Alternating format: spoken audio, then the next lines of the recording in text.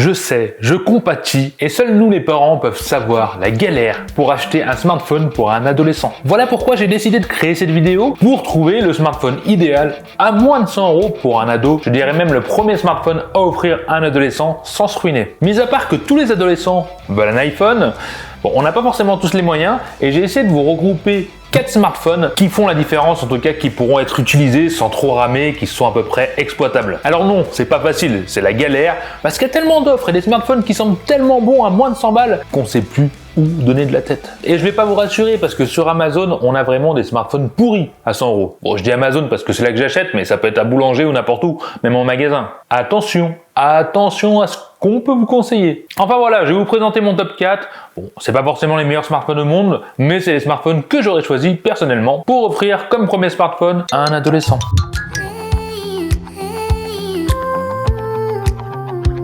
Le premier que j'aurais conseillé, celui que je préfère personnellement, après vous allez voir c'est une histoire de goût par rapport à la marque etc, mais on est sur le Realme C11. Ceux qui connaissent pas Realme, ça fait partie du grand groupe qui sont chez Oppo et qui font donc des smartphones très proches. L'avantage de ce Realme C11 c'est qu'il est... Bon alors, quand je l'ai sélectionné il était à 98 €, quand je tourne la vidéo il est à 101 €.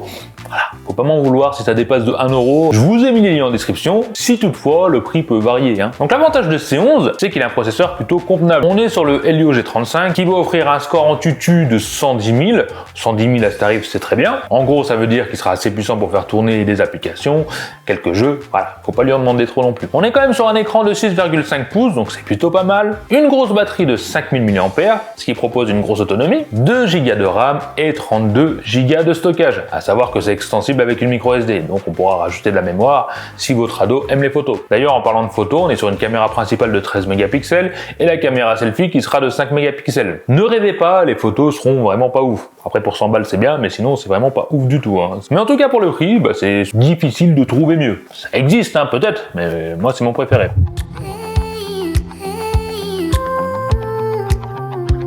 Deuxième smartphone que je conseille quand même pas mal. Après, je suis un petit peu moins fan, c'est surtout par rapport à la marque et le système d'exploitation. Ah oui, parce que chaque smartphone a sa surcouche et l'esthétique et la navigation n'est pas forcément la même. Voilà, après c'est une histoire de goût. J'ai sélectionné le Redmi 9A. Alors ce Redmi 9A a un processeur légèrement moins puissant que le Realme que je vous ai dit juste avant.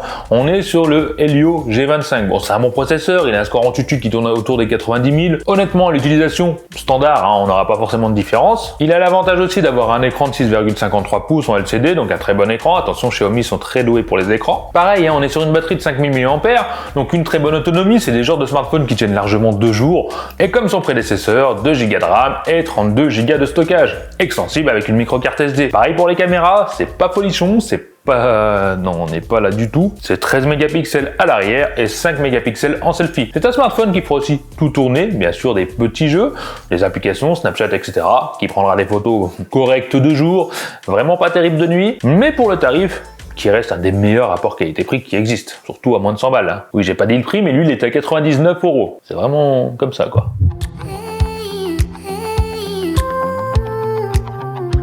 Troisième smartphone que j'aurais pas imaginé mettre dans cette liste parce que je l'ai pas testé personnellement, mais je suis allé voir les stats, le processeur, bon j'ai tout comparé, et on part chez Motorola. Alors Motorola a sorti le Motorola E20 qui coûte aussi 99 €. Vous voyez, je suis en dessous des 100 €. Cette fois-ci on est sur un processeur Unisoc qui lui a un score en tutu qui est plutôt pas mal parce qu'il monte à 123 000. Alors c'est bien, ça peut faire tourner des jeux pareils, les applications, ça sera légèrement plus fluide que ceux d'avant, parce que l'avantage du Motorola c'est qu'ils ont pas une surcouche très chargé, c'est vraiment de l'Android pur avec 2-3 modifications. En général, ça demande moins de ressources, donc c'est un petit peu plus fluide. Après, est-ce que ça se voit à l'œil nu? Je suis pas certain. Pareil, on est sur un écran de 6,5 pouces avec un écran LCD. Par contre, on a une batterie de 4000 mAh.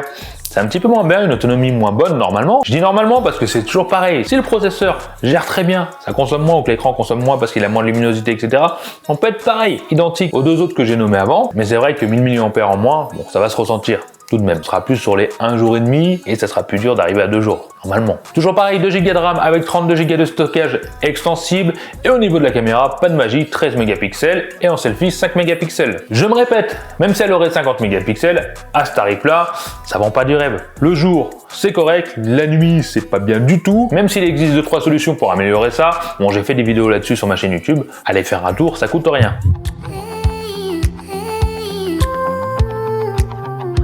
Et le quatrième smartphone pour les plus serrés au niveau financier, tu vois, qui sont vraiment justes, mais juste à 1 euro près. Là, c'est à 89 euros. Au moment où j'ai tourné la vidéo, j'aurais mis le lien en description, on est sur du Blackview. Pour ceux qui connaissent pas, c'est une marque chinoise qui est importante en Europe, mais qui sera pas vendue en magasin comme boulanger, etc. Parce que c'est, je vais pas dire de moins bonne qualité, moi si en fait. Mais ça veut pas dire que c'est mauvais. C'est juste le contrôle qualité en usine qui est moins sérieux, donc il y a plus de chances d'avoir de problèmes avec le smartphone quand on l'achète que les autres. Bon, ça reste une histoire de chance, on a une garantie de 2 ans sur Amazon, voilà pourquoi je l'ai mis dans la liste.